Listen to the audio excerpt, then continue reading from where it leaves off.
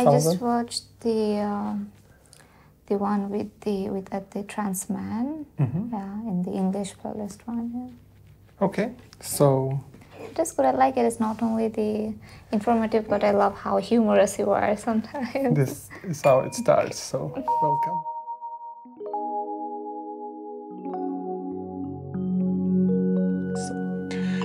So hello everyone, and welcome to the next episode of my YouTube show Tranzu in English language. I sometimes do videos in English. This time I have here my wonderful guest Lamea. Hi. Hi. Lamea is from Bangladesh, and actually this is a very unique place where cis people have to come out. So Lamea is not trans, Lamea is cis. But so how does it feel to come out as cis like that? Yeah, it's hard. But thank you. Lamea is running an organization for trans people in Bangladesh. So this is what we will be talking about today. Lamea, how did it happen that you started an organization to help and support trans people in your country? Right. So before I start talking about how I started my organization, I think people need to know a bit context about the transgender people situation in our country. So in our country, the transgender people, the gender diverse community, the queer community is one of the very marginalized one. We have more than 2 million gender diverse population here. And most of the transgender people, they are either... So that's more people than live in this city. Yeah, they're either doing sex working or going place to place, begging in a traditional way. It calls Hijragiri. And locally they are called as Hijra because in the... they are mostly abandoned from their family. They get dropped out from the school. They do not get equal opportunities in anywhere. So they end up living in slums together. So in every way, it's horrible, the situation of trans people there. I had an interview here with a journalist named Lukáš Houdek. The interview was in Czech, but some of my viewers speak English and Czech. So for those of you who speak Czech, I will put a link just above the palm. And he made a big article about Hijras in India, and we were talking about Hijras for about an hour, so you can watch it there. Bangladesh is a Muslim country, mainly, as far as I know. Yes, Bangladesh is a Muslim majority country.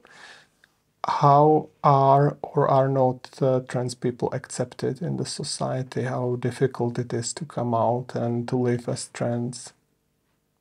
Yeah, it's as I was mentioning that we are in general a very overpopulated country, and the transgender people, there's more than 2 million there, and so since the British colonization, when Bangladesh was a part of Indian subcontinent, the British colonizers had this Penal Code C-77 and also Criminal Tribe Act, under which the transgender people, the Hijra community, got criminalized.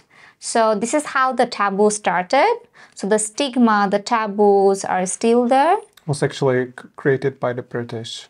Yes, created by the British. So even after India got divided, even after Bangladesh got independent in 1971, the taboo remained the same. But the good part is day by day people are being sensitized. From TransEnd, our platform, we have been doing a lot of awareness building campaigns, both in social media, in Facebook, Instagram, TikTok, and in person as well.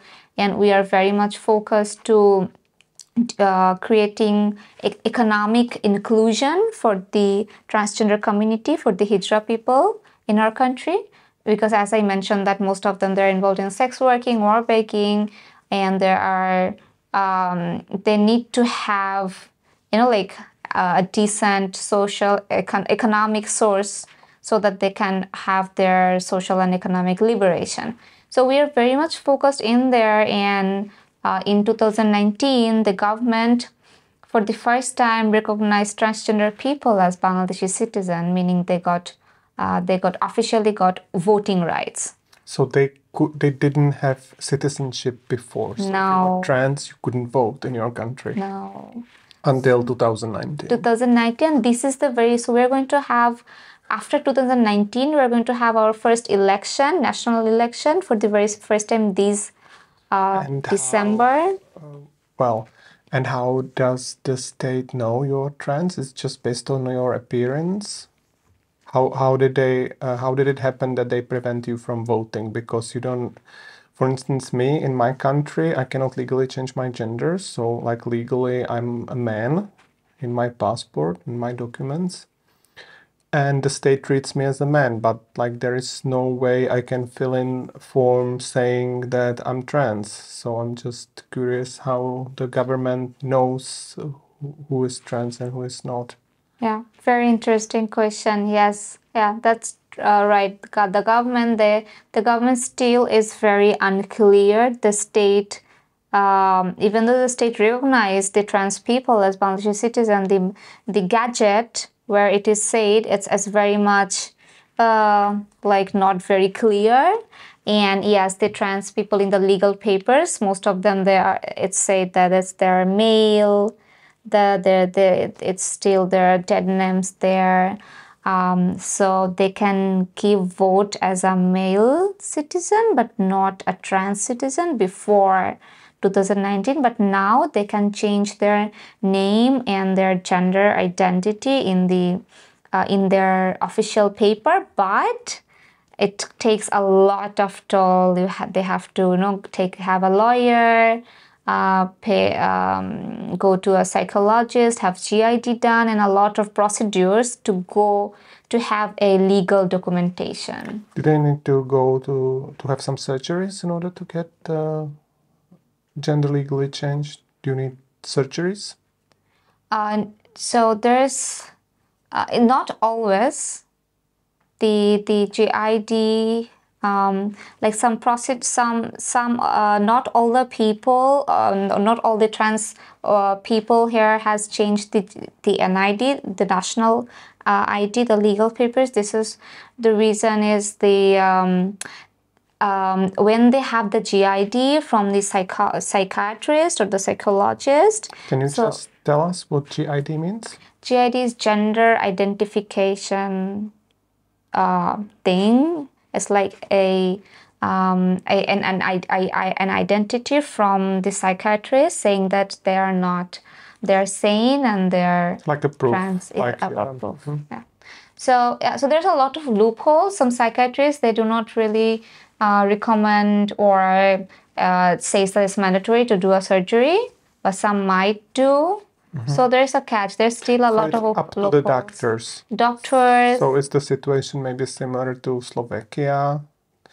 Well, you probably don't know in Slovakia, but it's like in Slovakia, it's up to the doctor whether they will give you the permission to do the legal gender change. So, but then again, it's very unclear, the total process. Mm-hmm. And it's very hectic to go through. So a lot of my trans friends, they just do not, they don't want to go through this because it's very stressful. Mm-hmm. And gender dysphoric, because every time they go to and not all the psychiatrists are very, very trans friendly. Some of them are very transphobic, and some doctors, they even do not recognize trans people as trans people. To them, the intersex people are trans people. Mm-hmm. So they still do not know the difference between sex and gender. So it's really difficult. Not all the doctors actually are that much friendly. Some time ago, I had like a random Facebook conversation with a trans woman from your country. She just found me, I don't know, somehow randomly on the social media, and she just wrote me something. Originally, I thought it's some kind of spam or a bot or somebody trying to sell me something. And then we started chatting on Facebook, and later she completely disappeared. So I have no idea like where she is and how she is doing. But she was telling me that she absolutely cannot come out to anybody, that only she has few online friends that know her identity, that like nobody in her surroundings, in her physical world, know anything about her being trans, that she can only be herself locked at home. She can't imagine ever like going to the street. And she was also telling me that she has to obtain hormones in India, that she always has to make a trip to India to get the hormones. So do all trans people have it so complicated like this woman? Yes, unfortunately. And the talking about hormones or the medical treatments, SRS or HRT, they are really not available in our country. They are not available, and there's no policy from the healthcare system of the state that refers trans health rights. So it's really difficult for trans people. My trans friends, they mostly go to India or some other countries, and the people who cannot afford the treatment, because in abroad it's expensive, right? So sometimes they go to like some very random underground doctors who are also very skeptical and do not publicly say that they do these surgeries because they are afraid that the government might lock them up. As we are a Muslim majority country, oftentimes the government really do not recommend doing surgeries. Mm-hmm. And maybe let's get now to your own story. Do you remember the first time you met a trans person? Yes, I do. What was it like? As I was saying, that most of the trans people, the local transgender people who are locally called as Hijra, they mostly go to the public transportation, get to sort of like begging money. So I get to see them from a distance while they're collecting money, and I used to notice how the other cis people treat them. Like they're cars or something, they don't even look at them. Hijra is used as a slur in our country. Mm-hmm. So I used to. But on the other hand, they also give blessings on weddings, right? They get blessings. Which is like a paradox. So they are like at the edge of the society. They are not respected, but at the same time, whenever you have a wedding, you want the Hijra to be there. Yeah. In the wedding, when there's not all the part of our country, but some part of the country where there's when someone starts their new business, or when there's a newborn baby, they ask for blessing from a trans person, from a Hijra person. Yeah, this is actually a paradox. Anyway, so and this is how I was curious to know about them. So this one time I went to a local park. Did you ask someone, like your parents, who these people are? Yes, I did. And what did your parents tell you? I told my mom who are they, and I'm very, very, I would say, lucky that my mom is not as stigmatized as other Bengali people in our country. She told me she's the one, to be honest, who inspired me a lot to work for the transgender community. She said that you are a cis woman and you need to realize the privilege you have born with. So this is one of the reason even though I'm a cis woman, I started this organization to amplify the voice of the marginalized trans women. Or at the whole trans community, the gender diverse community. And So yeah, back to the park. When I reached out to a trans person, a Hijra person, and I was talking to them, and suddenly she put up her sleeves and showed me the bruises.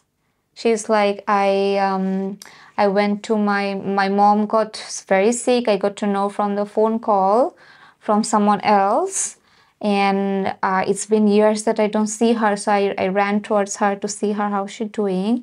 And my own brother beat me up. He said, why am I here? Didn't they kicked me out from the house? How dare she's here? For her, they become socially ridiculed by their neighbors. This is what the trans woman was telling you. Mm-hmm. So that What really were the struck bruises me. from? Was she being attacked? Being attacked by her own brother. Mm-hmm. And the reason is she went there to see her mom, her own house, where she is no longer welcomed. Yeah, so this is like the daily incident of trans women, the Hijra community there. How did it then happen that you started the organization? I started my organization in 2019.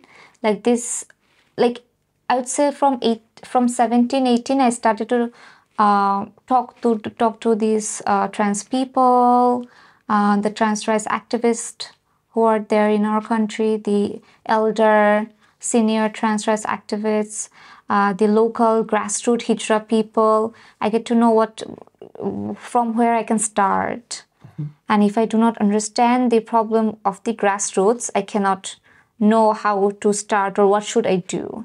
And later on, what I found out that one of the place which is still not worked on is the topic of economic rights. They are the employment and entrepreneurship, capacity building, and rights of the transgender people. So we started to work on that. I have my volunteers joined me in my platform. So we're basically a youth-led, non-profit, volunteer-led organization.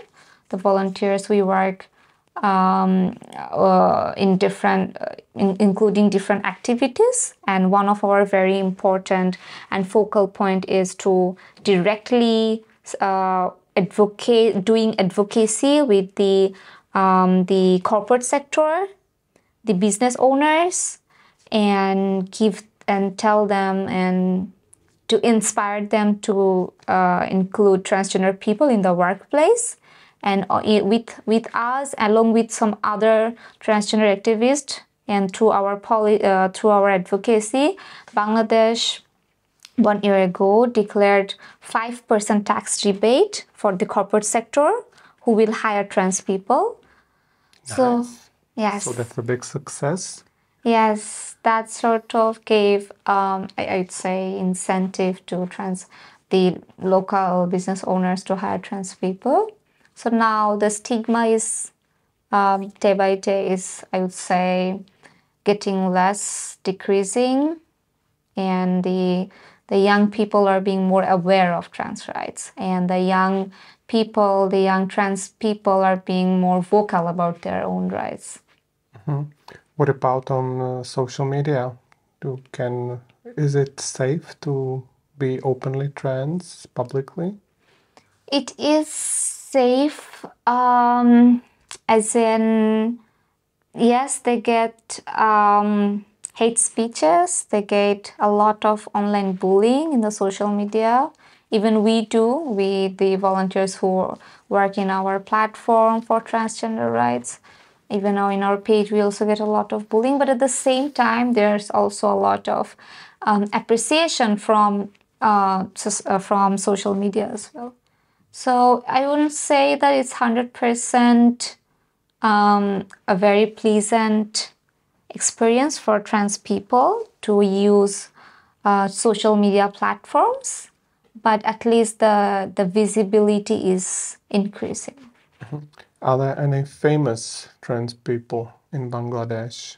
Yes. They are? Yes, we have this couple of very talented trans people, non-binary people who does makeups and does makes makeup or fashion vlogging in YouTube, in Instagram. We have some trans people who are this one trans woman who used to work in theater and later on is right now living in New York. She was our first ever transgender newscast in our country, and it was like a huge thing for Bangladesh. She got even featured in New York Times and Guardian and all the newspapers, big newspapers. What is her name? Her name is Tashnuva Anan Shishir. So if we can put the link to some interview with her. Yeah, probably. So when there are people visible like this, I guess it kind of helps the others to get more respect, right? And what else does your organization do? Yes, apart from social media awareness building programs, we do a lot of, we make a lot of contents and we upload them in Facebook, Instagram, TikTok. And we worked closely with corporates, business owners, I told you. Besides that, we are also currently trying to work for the health rights as well of the transgender people, starting from their sexual and reproductive health rights, SRHR. So these are some of the places where we're trying to work. Apart from the fact that we also work for digital rights of the transgender people, their rights to be visible in the social media without being bullying. That's where we are recently working a lot on their digital rights, on their financial literacy, digital literacy, and so that they do not get cyber attacked and stuff like that, because a lot of trans women, especially in the rural areas, they didn't have much capacity on using social media, and their social media is in sometimes they use some tech platforms to which they become very vulnerable and prone to get fraud in like dating apps or getting privacy breaching. So we are working on that. How is your organization funded? We are a non-profit organization. So we, like for years, we actually didn't had any funding. We mostly worked from home. Just as volunteers? Yeah, as volunteers.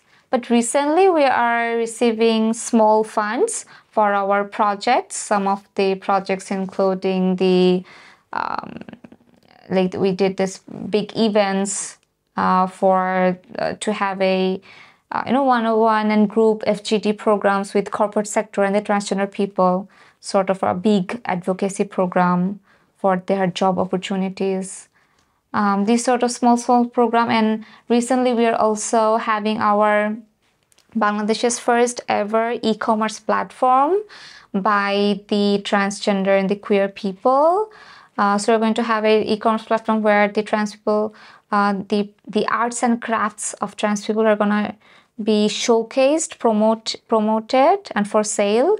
Because I have seen that a lot of trans people in our country has so much potential. They do wonderful arts and makes wonderful crafts. And Bangladesh is in general very famous for our RMG garment sector and our crafts. So I felt like they can have an amazing, a good economic source if we can outsource them. And recently, for the very first time, a couple of months ago, products made by the Hijra people got shipped in abroad. They're getting sold in New York. What type of products are there? These first batch of products were macram bag, like macram tote bag, and upcycled plant hangers, They also make scented candles. They also make tie-dye clothes, upcycle jewelry. So most of the products are eco-friendly and holds the Bangladeshi heritage. So we're trying to have a platform that through which anybody can buy anything made by the trans people, and the profit goes directly to them. When we spoke yesterday, you told me that being trans in your country is kinda okay. It's not that stigmatized as being gay or lesbian. Can you just tell us a bit more about it? Yeah. So, so the trans people, they like there's this small, at least small social acceptance because there's some new policy, trans-friendly policy, are going to be drafted. And as I was saying, that they already recognized that as citizen, Bangladeshi citizen, and got the government announced 5% tax rebate. So there's small scale of policy, trans-friendly policies are being drafted and made, but the rights for the queer community are not really, it's like at stake right now in Bangladesh. And they are like you might have heard, this had been incident which were not pleasant for the queer community, that made the queer people become closeted and mostly not coming out publicly, especially not towards the family. What incidents? Oh, so I don't know if I should give trigger warning because it's very sad for the whole community. Like in 2016, we had our two very prominent queer rights activists got brutally murdered. So after that, like it's very difficult for the queer people to come out and like vocally talk about their rights. So you can say that it's not very much safe for the queer community to come out or talk about their rights. But on the other hand, trans people are visible, especially the Hijra people. They're the most visible one. And people are, what I have seen, that people have certain sympathy and empathy for the intersex community, for the transgender community, for the gender diverse community, but not for the queer community yet in Bangladesh. So there's like a lot of stigma remaining around that still. Well, what are your plans now? What things do you want to change or start in this field? Yeah, so we are, what we believe is one step at a time. And what I believe that we are a non-profit organization. We are not a very big NGO or a big foundation, and we are just some young people trying to believing in human rights, and our human rights activism approach includes everyone in the society. Let that be what their gender identity is. So this is how we are taking one step at a time, and slowly we are, from my past experience, I felt like transgender people's economic rights was very much in stake, and this needed to be worked on. Mm-hmm. So we are working on it, and we believe along with economic rights of the trans people, along with social rights of the trans people, other rights will come by, hopefully, one day. But I love to, dream, and I hope that it will happen someday, that the human rights people will really do not care what's other people's gender or sexual identity is. they will only care about the other person's human rights. Is there hope? Yeah. Yeah. Are things changing slowly? I think so. I believe so. I love to believe so, especially the Gen Z, the young people in our country, they gives me hope. I can see there's a lot of empathy in them. They are very kind. Most of my teammates are very young. They're very kind. They do not judge people based on what's their gender or sexual identity is. So that really gives me hope. Are there more organizations doing the same in your country? Yes, there's a couple of other NGOs, organizations, non-profit organizations working. Some feminist organizations are also talking about the transgender people's rights, queer people's rights. So I believe that it's better than before. Maybe I remember now you were talking about that TV presenter who came out and that it was a big story. What was the like the general public response? Were more people hateful or more people were accepting? Yeah, again, I won't say all the people were accepting. There had a lot of hate comments.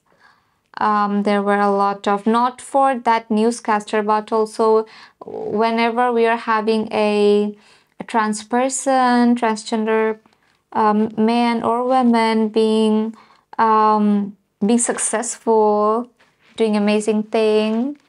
And I won't say that it's trans people's. I mean, in our country, I'm not sure if it's in Czech Republic as well. Every time there's a woman having success, doing great in job, being the CEO, people just loves to drag them down, saying bad stuff in the comment section and all. So there's definitely hate comments there. There's definitely bullying there, not only social media, in personal life as well. But at the same time, there's a lot of people saying a lot of good stuff. And as a very optimistic person, I love to see as the bigger portion is the acceptance. And I love to see that there's in the middle point, there's neutral point, but that they are also trying to go in the acceptance rate. And I also believe that when the intention is good, people has to be one day or another appreciate that. So yes, people were not 100% people were was positive about that trans women's success, but there was a very good amount of people who really supported it. And what about trans men? We were talking mainly about Hijras, who are trans women. How are they doing in Bangladesh? Yeah, so the trans men, I would say, had been going through a lot of struggle lately, and especially, as you said, when we talk about trans people in this Indian subcontinent, we mostly imagine the Hijra people who are mostly trans feminine or trans women. So, and for years, there were actually not all the transgender or queer rights organizations working for trans men's rights, unfortunately. But now we can see the change.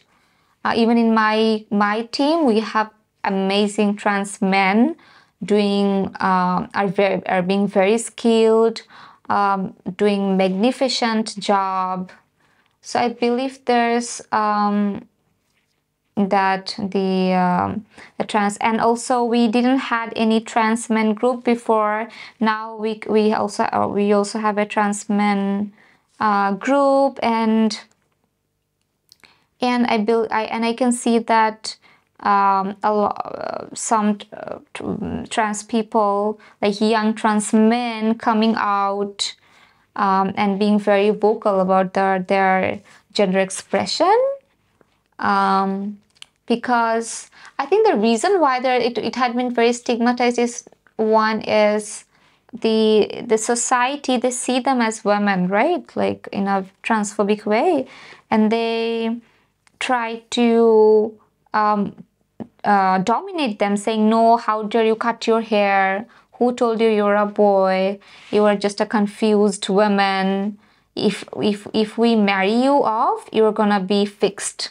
Mm-hmm. So for years, trans men, they had been victim of marital rape.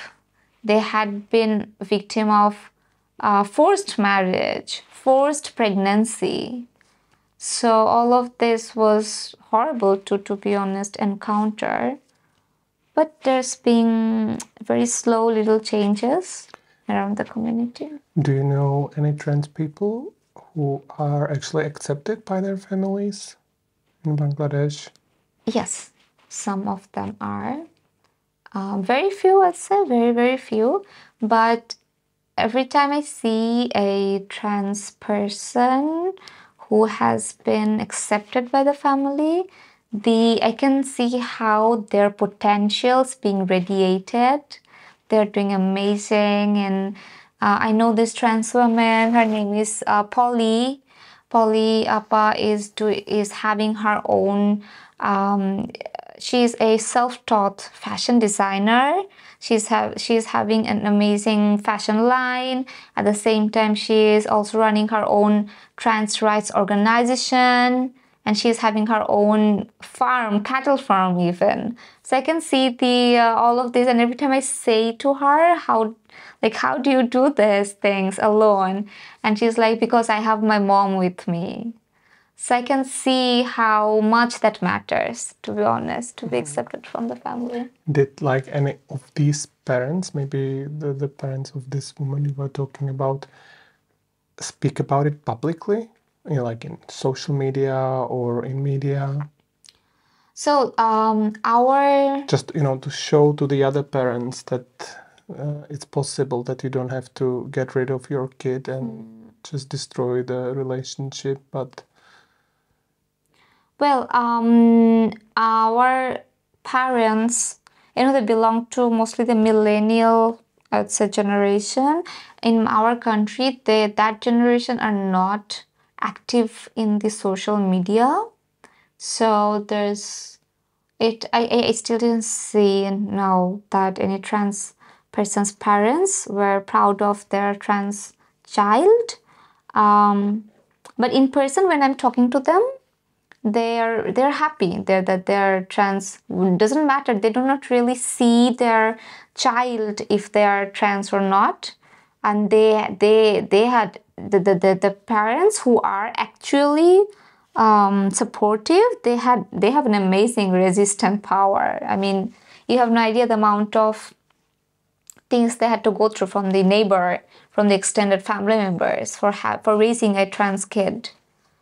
So, but you just actually pointed something very important. I think we need to work on that. We need to sensitize some other parents by this accepted, supportive parents. I'm not sure how much would they agree on doing that. Well, you know, I started this YouTube channel some 2.5 years ago, and originally I thought that I'll be doing interviews with people like you, like with people who have something to say about the topic but are not trans themselves, because I thought that trans people simply won't go in front of the camera. Oh. And then I realized they would, and I made interviews with over 50 trans people about their life, and it shows so much inspiration to the others. It shows how diverse it is, how unique each experience is, how unique each life is, how different struggles they have. And then later I realized that I have to do the same with the parents. So I also started doing interviews with parents of trans people. I made over 10 of them. They are all in Czech language suddenly, but it just could be something worth trying in your country, and all you need to have is an iPhone and things to talk about.